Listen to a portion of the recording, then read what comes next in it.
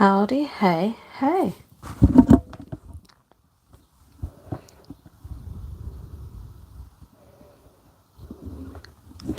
Give me a while. I'm just waiting for the feedback to come through. It takes about 20 seconds and then we will start. I've never just gone on live like that before, you see. Okay, here we go. Wait a second. Before you see. Okay. All right. Wait a second. Before you see. Okay, so it will be time stamped. So that little 44 seconds won't be in there. Well, no, it's going to be in there, but you can skip forward anyway. But welcome everyone. My name is Kelita, Sahliah. If you're new, if you're not, then welcome. On my channel, I share my perspective and my lens on how I view reality, our realm that we share together collectively. So welcome. I am a mother.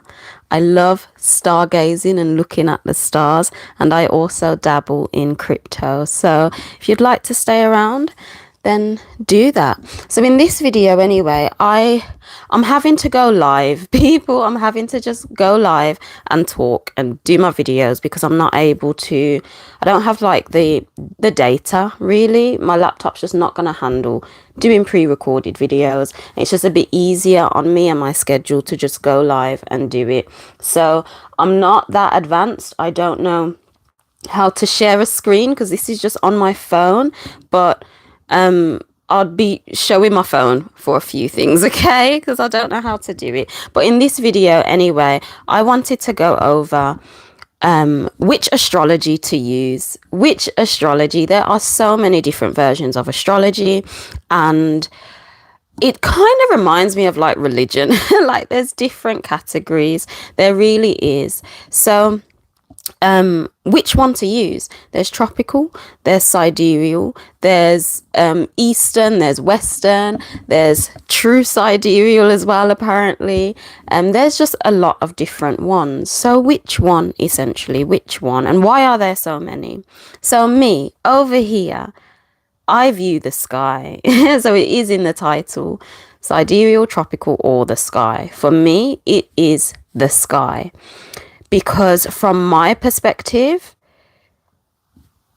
if you're looking up at the luminaries, which, you know, if we want to go back in time, the ancients, that's what they did, didn't they? They're looking up and they're looking at the stars, the wandering stars, and they're like, wow.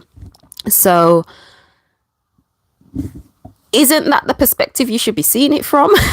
Personally, now, I genuinely thought that tropical, sidereal, I thought all of them were essentially following the sky, and it didn't really make sense to me how, when I first got into astrology, it didn't make sense how there was two. Like I didn't quite get it, but then I thought maybe it's like, you know, you're living on different areas of the realm. I don't know. But I know that sidereal follows more of the moon's path, whereas tropical follows the sun's path. However, so I accepted that. But when I'm on this earth now, my 2 feet planted on the floor, and I'm looking up, it should match what tropical or sidereal is saying, basically. And I personally found that it didn't match that. It was summertime last year, and it was meant to be Leo season. And I remembered I've been stargazing because I've had my high time, sky time, and I'd stargaze, and I just saw the sky just looked beautiful. So I reached a point where I was like, oh, I remember seeing, it was specifically Jilly, the water priestess. She was saying, oh, she just looks at where the actual positioning of the planets are. And then I saw her use an app one time, and then I found the lady who kind of taught her, but we're not on the same page. We're not on the same page, and she's a bit strange. But anyway, I then remembered that in summer, I was like, wow, the stars just look beautiful. So I started to look on the app store. I was like, what's that app called, and I just found a star app called Stellarium, and I pointed it up, and I'm ready to see, yep, sun in Leo, because it was Leo season. And I looked up and the sun was in Cancer. And I was like, what? And then not only that, but because I'm identifying different stars, like, for example, you can clearly see during the summer the Ophiuchus star constellation. And I know that in tropical astrology and mainstream astrology, basically, doesn't acknowledge the Ophiuchus star constellation. So then that just got me questioning. I was like, okay, this doesn't make sense. And then after just observing the current energies of what the sky was actually doing, I found that it was in sync with my life. What was happening up there was happening in my life. And then that clicked for me, because I was like, especially because I was following mainstream astrology, tropical and sidereal, and things just weren't happening. I was waiting for my bay. I was waiting for bay, and bay didn't come, because based on my tropical stars, charts, etc., it just wasn't happening. People were coming in my life, but I know the energy of people. I know it straight away. So I know full well who's meant to be for me and who's not. And people were coming, but I just knew straight away, nah, you're not it, fam.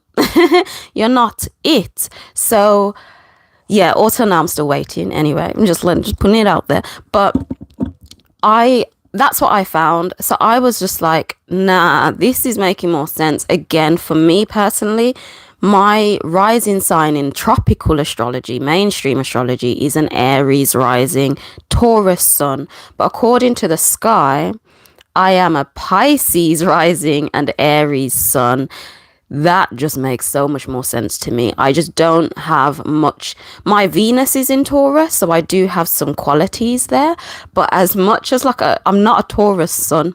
Food, I don't like food like that. If I didn't have to eat, I wouldn't eat. I don't like food like that. And Tauruses, they're really just about that. When I'm ready to delve in my material pleasures, as that is my Venus coding, then yeah, I'm on it. But in terms of the sun, I'm really not. And I didn't resonate with being an Aries rising. The rising sign is the coat that you put on, which you learn to be, is what it's your character, your game coat, basically. It's like, yes, this time, this is what I'm gonna be. And it didn't resonate with me being an Aries. I have that fresh heart, yes. I do have that, how Aries go about. So that's where, it crossed over. But it still didn't resonate with me, because I'm very much into the whole Pisces, very much. And yeah, so that's what I found, basically. And for me personally, it just makes more sense. It makes more logical sense. It's more rational to say, oh, where is the actual stars or luminaries, the planets? What is it doing that I can see, instead of only focusing on a circle chart, basically. Now, does it say get rid of the whole circle chart and not to look at it at all? Absolutely not. Not personally, because from my perspective, I see all of these as different operating lenses that you can choose to see through. Which way are you going to operate, basically? I see that mainstream astrology fuels the world stage. It fuels the world stage because it's kind of ahead of time. So you see also when it comes to the seasons, the new year, etc., the start of new year in the middle of a season, that's just inaccurate. However, that's what they're doing. It's their game, it's their stage. And I've noticed that mainstream astrology fuels this. So basically, if they want something to happen, it's appearing in the mainstream astrology, it's appearing in the circle chart, it's there, and that's the stage. So I see, if I'm ready to just play on the world stage, I may step into my Taurus sun and Aries rising coding. It's as simple as that. I feel as well, because the world stage is it's the illusionary matrix. We are in the matrix. We cannot escape the matrix. But there's illusions that drain your energy, which is the world stage. So there's times you just need to know what is happening on the world stage, and if all the news, all the external media, etc., if that is too much data, because it's just a lot, then just look at the astrology. Just like, okay, what is the actual coding of what's happening? What is the coding? But if you're that type of person who didn't really resonate with astrology, you just like, oh, so many people are on it, it seems to be working for them, but when I look into it, it's just just like, what's going on? Have a look at the sky people. Have a look at the sky people. Have a look at the sky. I generally feel that is connecting us back to nature. The sky is the waters above, and I feel we've done so much grounding. We've been grounding essentially, and now as it's even mentioned in movies. Stick around for my movie segment as well, okay, people? We're decoding some stuff. But Avatar, the way of water, the blue people, we're returning back to the way of water. Even in terms of cryptocurrency, it's water. We're returning back to that state. And I feel looking up at the sky is returning back to water, is returning back to that aspect of us. So have a look at your sky placement, see what it's saying. The app is called, let me show you the exact app. And for one, you can also just type in the Sky Live. I don't know if you can see that, but the Sky Live, you just type in whichever luminary or planet you're looking at, and it will tell you where it is live. And you'll notice that is in alignment with any star app. So it's called Stellarium, and it looks like that. You see? So that's how it looks. You can type in, you can see Jupiter there and stuff. Jupiter, Venus. You can type in which planet, which I call them luminaries because they illuminate our sky. They illuminate. But have a look and see for yourself. I feel we're at a stage now where there's no blindly relying on anyone. It is about bringing our power and our energy back to self, essentially, so we can expand and help others, basically. So it's not about relying on this influencer to tell you when this transit is happening, because to be honest, that's what I did a lot. I was like, oh, I'm not even going to look on a chart, just, oh, who's going to tell me? No, look for yourself. And with that being said, I do have an astrology transit calendar which is available now. It's available, people. If you would like the there's a digital copy and a physical copy, and your support would mean everything to me. Take your power back and download the app. So here we go. This goes up until, you see, this goes up until March next year. So this is October. Let's take a look at April. This is April. So all the transits are there. All the transits are there. And, it looks like that. I'm going to do a separate video going live, actually, to explain how to use the calendar properly. I'm just going live, people, a few times today.